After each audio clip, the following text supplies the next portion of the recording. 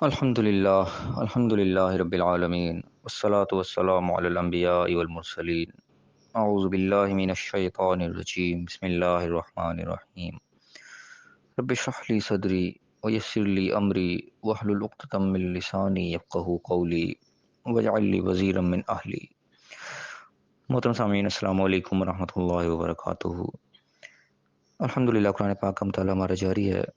سورہ بقرہ کی آیت نمبر 245 تک ہم پڑھ چکے ہیں۔ آج انشاءاللہ آیت نمبر 246 اور 247 پڑھیں گے۔ ان آیات کے اندر ایک واقعہ تذکرہ ہوا ہے قوم موسیٰ کا، جو موسیٰ علیہ السلام کے بعد جو تھے ان کی قوم کا حصہ جو آگے چل رہی تھی، ان کا ایک تذکرہ ہوا ہے، ایک واقعہ۔ اور قرآن پاک میں جتنے بھی واقعات ہوتے ہیں یقیناً ان کے اندر ہمارے لیے کچھ نہ کچھ اسباق ہوتے ہیں، سبق ہوتے ہیں، کچھ سیکھنے لائق چیزیں ہوتی ہیں۔ صرف کوئی قصے کہانیاں سنانا مقصود نہیں ہوتا اللہ تعالیٰ کا۔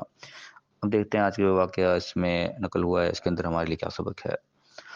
اعوذ باللہ من الشیطان الرجیم بسم اللہ الرحمن الرحیم۔ الم تر الی الملاء من بنی اسرائیل من بعد موسیٰ، کیا تم نے نہیں دیکھا موسیٰ علیہ السلام کے بعد بنی اسرائیل کے سرداروں کو؟ یعنی کہ ایک مشہور واقعہ ہے جو کہ یہاں پہ تذکرہ ہو رہا ہے، یہ دو سے واقف ہیں، اللہ تعالیٰ اس کی یاد دہانی کرا رہا ہے۔ کیا تم نے دیکھا نہیں ان لوگوں کو کہ جو موسیٰ علیہ السلام کے بعد سردار تھے، ان کے ساتھ کیا معاملہ ہوا؟ فرمایا کہ اس قول لنبی، جب انہوں نے اپنے نبی سے کہا تھا۔ موسیٰ علیہ السلام کے بعد کون سے نبی تھے؟ یہ مختلف یعنی کہ تفاسیر میں آتے ہیں کہ سموئیل علیہ السلام کا تذکرہ کیا جاتا ہے کہ شاید وہ تھے، تو بہرحال جو بھی تھے، لیکن اللہ تعالیٰ نے یہاں پہ نہیں نام لیا۔ بہرحال جو نبی تھے انہوں نے ان سے کہا لہو مبعث لنا ملکا نقاتل فی سبیل اللہ،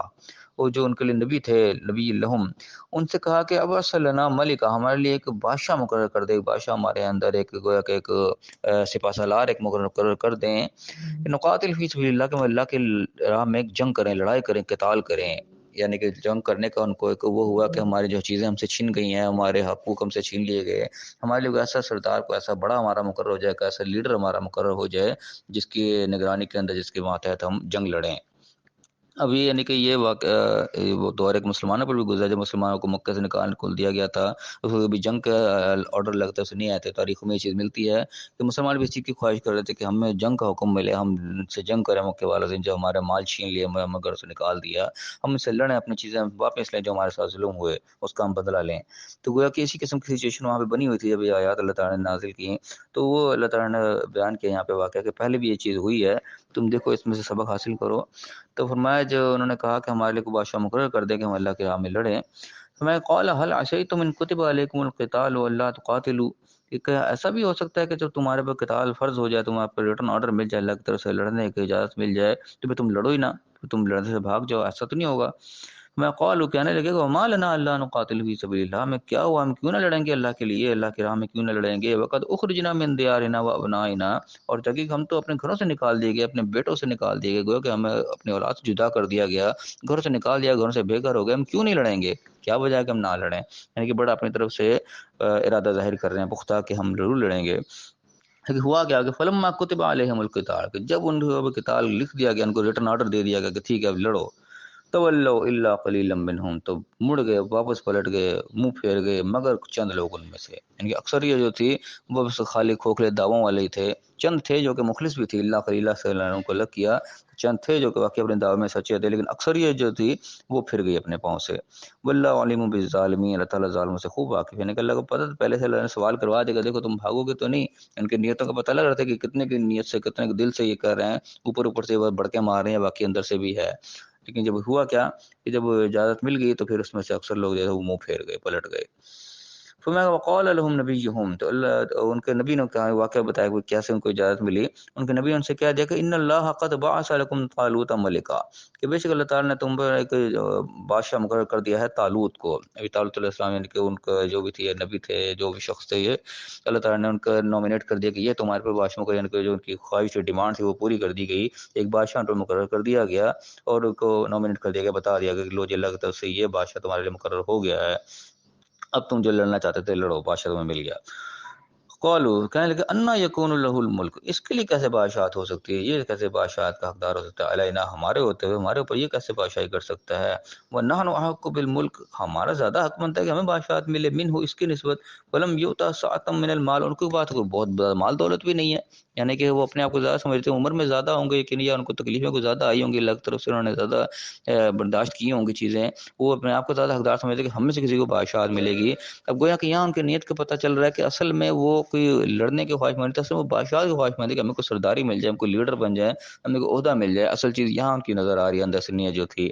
جب وہ بادشاہ کسی اور کو مل گئی، ان کو اعتراض ہو گیا اس کے اوپر کہ یہ کہاں سے مل گئی، یہ کہاں سے آ گیا بادشاہ بننے کے لیے، ہم تو ہمارا بنتا ہے، نہ یہ کوئی اتنا کوئی بہت زیادہ مال دولت والا ہے کہ اس کو بادشاہ بنا دیا جائے، کیونکہ مال دولت ہمیشہ سے ایک وہ چیز رہی ہے کہ جس کو زیادہ مال دولت ہو وہ زیادہ بڑا یعنی کہ شمار کیا جاتا ہے کہ یہ زیادہ طاقتور کے بعد زیادہ مال ہے، زیادہ کچھ کر سکتا ہے، تو اس کی وہی چیز وہاں پہ تھی۔ آج بھی ایسا ہی ہوتا ہے، جو زیادہ مالدار ہے اسی کو زیادہ سمجھا جاتا ہے کہ یہ بڑا ہے، جو ہمارے اندر اس کے بعد بڑے مال دولت ہے۔ آج بھی جو ہمارے حکمران ہوتے ہیں سب مال دولت کی بیس پر بنے ہوئے ہوتے ہیں، تو یہاں پہ بھی وہ چیز آئی کہ اس کے بعد تو کیسا مال دولت بھی نہیں، اس کو کہاں سے بادشاہت دے دی گئی۔ قال جواب ملا کہ ان اللہ اصطفاہ علیکم، یہ اللہ تعالیٰ نے چنا اس کو تمہارے اوپر، انہوں نے اللہ سے دعا کروائی تھی، اللہ سے کہا تھا کہ نبی سے کہا تھا کہ تم ہمارے مقرر کرو، تو ظاہر نبی نے اللہ کے حکم سے کر کے دینا ہے، تو یہ اللہ کا چوائس ہے، اللہ نے چنا ہے اس کو تمہارے اوپر، اور کس لیے کہ وزادہ بسطۃ فی العلم والجسم، اور اس کو زیادہ بساط دی، اس کو یعنی کہ زیادہ کشادگی بخشی ہے علم میں بھی اور جسم میں بھی، یعنی کہ جسمانی طور پہ تم سے زیادہ طاقتور ہے یہ، یعنی کہ اس وقت جسمانی طاقت کی بہت ضرورت ہوتی تھی، اس وقت اس قسم کی سائنس ٹیکنالوجی آج کی طرح نہیں تھی، اس سے زیادہ تلواروں وغیرہ سے زیادہ جنگیں ہوا کرتی تھی، جسمانی طاقت کی بھی اپنی پوری اہمیت تھی، جو بندہ اتنا زیادہ جوان ہوگا اتنا زیادہ وہ اچھے لڑائی کر سکے گا، ایک تو جسم میں بھی زیادہ ہے، دوسرا علم میں بھی زیادہ ہے، اس کو یعنی کہ ٹیکٹ آتے ہیں، اس کو ٹیکنیکس آتی ہیں لڑائی کا، اس کو طریقہ کار آتا ہے، علم اللہ نے اس کو زیادہ دیا ہے، اس بیس کے اوپر اللہ تعالیٰ نے اس کو تمہارے اوپر چنا ہے۔ فرمایا کہ واللہ یؤتی ملکہ من یشاء، اللہ تعالیٰ جس کو چاہتا ہے اپنی بادشاہت کے لیے چنتا ہے، جس کو چاہتا ہے عطا کرتا ہے، واللہ واسع علیم، اللہ تعالیٰ بڑی وسعت والا اور علم والا بھی ہے۔ اب یہاں پہ بھی یہ آخری بات کی گئی کہ واللہ یؤتی ملکہ من یشاء، اللہ جس کو چاہتا ہے اپنا ملک دیتا ہے۔ اب یہ ملک دینا، بادشاہ دینا، یہاں یہ پتہ چل رہا ہے کہ اللہ کی چاہت ہے، اللہ تعالیٰ چنتا ہے کہ کس کو اس وقت دینی چاہیے، گویا کہ یہ بادشاہت ملنا بھی ایک امتحان کی چیز ہوتی ہے، اللہ کی طرف سے ملی ہوتی ہے، اللہ تعالیٰ نے جو چیز عطا کی ہے تو وہ سمجھو اس کا پورا ٹیسٹ انسان کا شروع ہو جاتا ہے کہ اللہ نے جو چیز دی، اب تم اس کو کس طریقے سے استعمال کرتے ہو، کس طرح یوز کرتے ہو، اس کو صحیح یوز کرتے ہو یا اس کو مس یوز کرتے ہو، غلط طریقے سے کرتے ہو، تو جو بھی چیز اللہ کی طرف سے ملتی ہے گویا کہ ایک امانت کے طور پہ ہوتی ہے، وہ واپس آخر چلی جانی ہوتی ہے، ہمیشہ تو یہاں کچھ ہے ہی نہیں، زندگی ہمیشہ نہیں ہے، تو جو چیز ملی، چاہے وہ بادشاہت ملی، چاہے مال دولت ملا، جو کچھ بھی ملی، وہ اللہ کی ایک چوائس ہوتی ہے، اللہ تعالیٰ کو گویا کہ اس طریقے سے وہ آزما رہا ہوتا ہے، اور بہت سے لوگوں کی آزمائش ہو رہی ہے کہ یہاں پہ طالب السلام کو بادشاہت ملی تو لوگوں کی الگ سے آزمائش ہوئی کہ انہوں نے اس پہ کیا ریئیکشن دیا، ان کے اندر کی چیزیں ابھر کے سامنے آئی، ان کے اللہ سے آزمائش ہو گئی،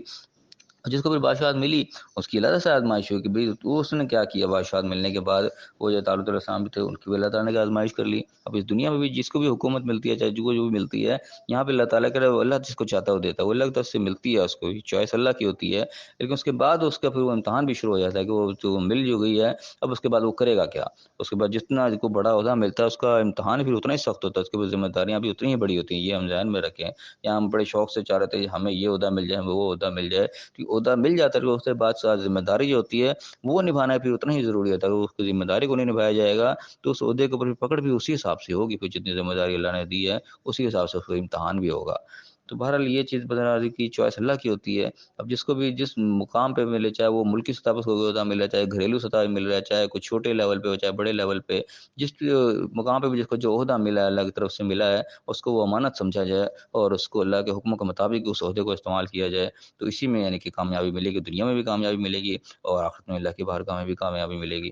اللہ تعالیٰ میں صحیح سمجھنے کی توفیق عطا فرمائے۔ تو بہرحال یہ واقعہ جو ہوا ہے یہاں پہ سنایا گیا، اس کے اندر سبق فی الحال یہ نکلتا ہے کہ لوگ بڑے بڑے دعوے کرتے ہیں ہم یوں ہوگا تو یوں کر لیں گے، یوں ہوگا تو یوں کر لیں گے، لیکن جب وقت پڑتا ہے اس وقت بہت سو کے جو ہے وہ پاؤں پھسل جاتے ہیں، لوگ اپنے زبانوں سے پھر جاتے ہیں، اپنے وہ اس عزم پہ اس پہ قائم نہیں رہتے، پختہ نہیں رہتے۔ تو یہ اصل میں سمجھنے لائق چیز ہے، جو چیز انسان جس کی ڈیمانڈ کرے، جس کے لیے دعویٰ کرے، وہ اتنا سوچ سمجھ کے کرے کہ وہ پھر اس کیٹیگری میں نہ آ جائے جو اللہ نے یہاں پہ کہی کہ وہ تولوا منہم ہو جاتے ہیں، اکثر جو پھر جاتے ہیں، قلیلاً جو ہے وہ رہ جاتے ہیں۔ تو اللہ تعالیٰ ان لوگوں میں ہمیں شامل کرے جو پختہ عزم والے ہوں، جو جس بات کی کمٹمنٹ کریں اللہ سے اس کو پوری طرح ہم نبھائیں، اللہ تعالیٰ ہمیں ایسے لوگوں میں شامل کرے اور ان لوگوں سے ہمیں بچائے جو کہ وقت پہ ساتھ چھوڑ دینے والے ہوتے ہیں۔ اللہ تعالیٰ ہمیں صحیح سمجھنے، صحیح عمل کرنے کی توفیق عطا فرمائے اور دنیا آخرت دونوں جگہ کامیاب فرمائے، آمین۔ وآخر دعوانا ان الحمد للہ رب العالمین۔